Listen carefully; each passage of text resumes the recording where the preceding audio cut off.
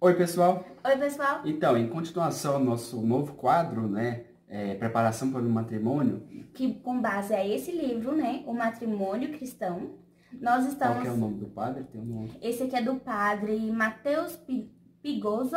Pigoso, da editora... Da editora Eclesiastes. Ó, vou mostrar aqui para vocês novamente. Nós estamos fazendo por parte, como vocês já viram. A gente agora está no primeiro capítulo. No vídeo passado foi o prefácio. Sim.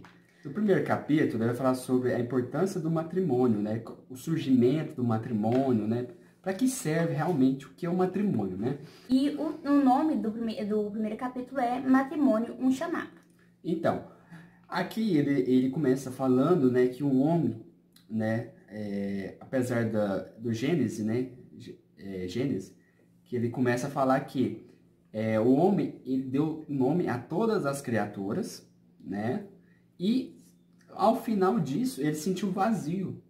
Por quê? Porque o homem, ele não consegue viver sozinho, né, e com isso Deus, né, criou outra pessoa, criou a Eva, né, que era o Adão, vivia sozinho. Só que quando ele criou a Eva, Adão começou a viver mais feliz, né? Porque foi onde um completava o outro. Então, a gente entende já na primeira parte que sozinhos não somos felizes completamente. Nós precisamos de um companheiro, de uma companheira para ser feliz completamente. E para ter essa companheira, nós tivemos um chamado, que esse chamado é o matrimônio. Sim, aí ele fala assim, ó, ele vem falando, trazendo a Bíblia, dizendo assim, ó, por isso o homem deixa de seu pai e sua mãe e se une à sua mulher. Aí ele vai explicar o que é isso. Ele começa a falar assim, o homem, né, deixa seu pai e sua mãe, deixa a figura de ser filho para se tornar a figura de marido e pai, né, para construir seu novo lar. Né? Então ele larga a sua casa para construir uma nova casa com sua mulher. Sim, e a mulher passa pelo mesmo processo, né? Porque ela vai parar de ser filha para ser esposa e vai ser mãe. E aí é onde que a gente tem que entender. Ó, um chamado, esse título me toca muito, né? Que matrimônio é um chamado, porque é um chamado você largar tudo, largar seus pais e construir uma família, né? Você tem que gerir ela. Não, e lembrando que você vai ser só uma pessoa, né? Que você e seu marido vai ser só uma pessoa, não vai ser duas pessoas. Né? E ele vai falando que Jesus veio, né? Jesus veio e ele continuou a família, né? Porque ele quis vir numa família. Então, ele está provando que a família é de Deus, é um chamado. Que é o centro de tudo, né? Que é o centro de tudo, onde começa a igreja, né? Então, ele provou, agora você vê quando que a questão, a reflexão desse livro. Porque esse livro você não pode estar lendo. Ler ele em um dia. Ele é muito fininho.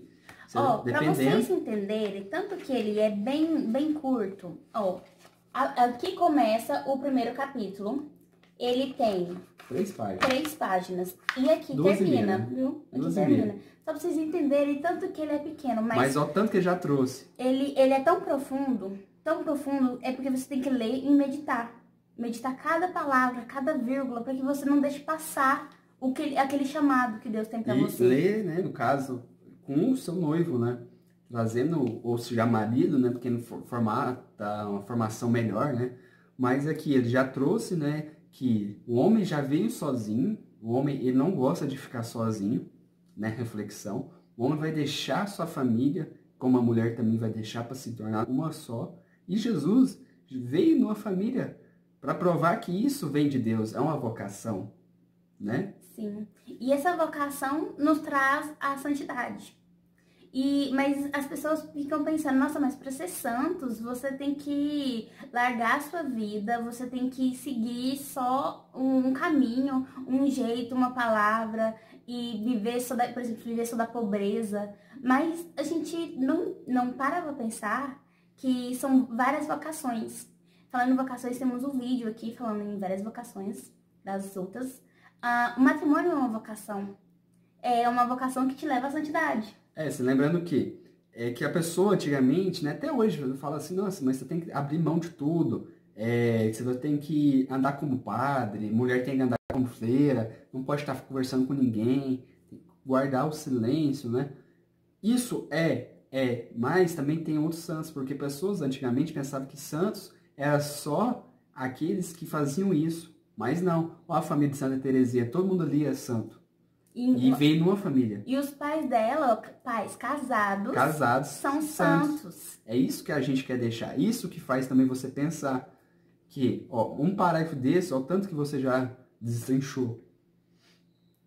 Em continuação, né, ele começa a falar, né, das orações, né? E aí ele fala assim, o matrimônio é uma vocação, um convite de Deus, uma entrada específica da santificação. Então, a gente tem que entender que o matrimônio é a nossa vocação. Porque Deus nos mostrou, né, por meio de orações, a nossa vocação. E no parágrafo baixo ele vai explicar isso, porque ele vai falar assim, muitas pessoas também pensam que, primeiro, se você não você não teve carreira, né, vocação para ser padre, beleza, então você não é padre. Então você vai casar, não é assim. O casamento não é porque você não é padre, você não é freira, que você vai casar. Porque existe também os leigos, né, que são pessoas religiosas, só que não casam, né, que não conseguiu a vocação de casar, né?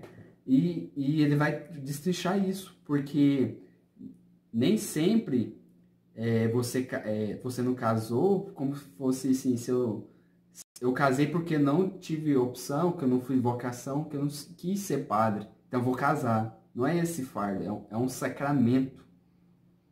Aqui ele cita, né, o Concílio Vaticano II, que fala assim, todos os fiéis cristãos são, pois, convidados e obrigados a procurar a santidade e a perfeição do próprio estado.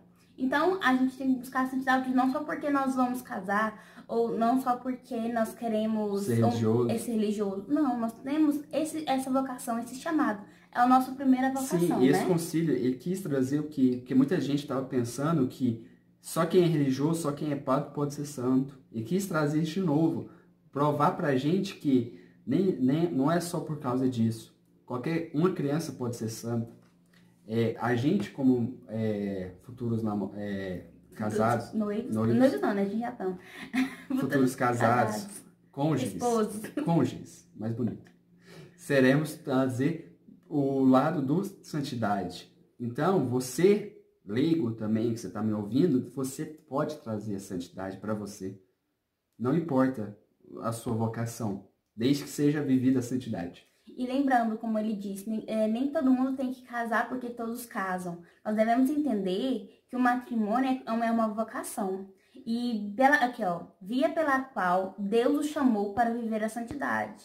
Então esse chamado é um chamado que vem por meio de muita oração, por meio de muita dedicação. Não é porque eu resolvi...